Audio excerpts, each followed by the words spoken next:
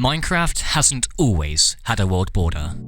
The edge of the Minecraft world has changed with a few major updates, one of the biggest removing the most mysterious lands in the game. But for that, we have to go back. Minecraft started off as a tech demo known as Cave Game. The original now gone, but a video uploaded online in 2009 showcased random cave generation using old grass and cobblestone textures as terrain. It's not known how far exactly this world generated, but it can be assumed it cut off between 128 to 512 blocks from spawn, as those were the lower and upper limits of classic worlds for Java Edition. These lower and upper limits, 3 different world sizes, small, normal and huge, remained the same through to classic and in-dev versions until reaching the InfDev release of Minecraft. InfDev introduced a supposed infinite world size, reaching 64 million blocks in each direction. However, with this update came a glitchy mess, roughly 12.5 million blocks from the center of the map in each direction. The Farlands. So, what causes this? Minecraft generation is based on Perlin noise. This is a type of noise developed in 1983 by Ken Perlin and is used by visual effects artists to increase realism in CGI and computer graphics. In Minecraft, 16 octaves of Perlin noise are used, octaves being layers of detail, so octave 1 could be caves, octave 2 being beaches, and so on and so forth. Each noise generator takes floating point inputs, which are decimal values, and uses them to find values from the noise as whole numbers by rounding them down. It does this between values of -2 to the 31 and 2 to the 31 without any issues. Anything lower or greater than this value, then the algorithm breaks down.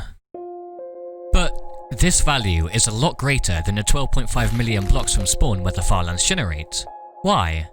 See, many octaves of noise generation, most notably those for structures that generate within the Farlands, cover a scale much smaller than a singular block, with up to 171.103 units per block. So, the Farlands generate at 12,550,824 blocks from the center of the map, which is 2 to the power of 31, the upper limit for generation, divided by 171.103, the number of units per block. Though they no longer exist past beta 1.7.3, the Farlands aren't just limited to the overworld in Java Edition. They exist in the Nether, as shown here, and can be brought back in versions 1.9 and above, if using a mod. More on that later. They can also be found in the Bedrock edition of the game, along with the Sky Grid. But what if we went further, say 32 million blocks from spawn? Here, Minecraft truly begins to break down. Terrain generates, but there's no lighting, and collision ceases to exist. I couldn't find why this happens, and even though entities don't indefinitely fall at this point, any attempt to stay in this place for a significant period of time causes a lot of lag, as seen at the beginning of the Farlands. And every time I died, my game would softlock, unable to respawn. So let's go further. At 1,004,065,920 blocks from spawn, something weird happens. The Farlands continue, but become thinner, like long strips of land, until meeting at the corner where seemingly normal plains terrain is generated. On versions between Alpha and Beta 1.7.3, the game will continue to lag at extreme levels, sometimes even crashing. In the Farlands mod for 1.15.2, you can view these lands without any noticeable lag. Interestingly, this phenomenon occurs exactly 80 times the distance of the Farlands from spawn, and is unofficially known as the Fatherlands. At 2,147,483,647 blocks from spawn, or 2 to the 31 minus 1 blocks from the spawn point, terrain is no longer generated, and any attempt to teleport past this point will result in a crash. Here's footage a few thousand blocks from this limit, where I'm only able to move on the Z-axis, and at this limit, all you'll see is void and clouds. At 34,359,738,368 blocks from spawn, new chunks can no longer spawn, causing the game to yet again crash. Any attempt to teleport here or move yourself to this position using MBT Explorer will again result in a crash.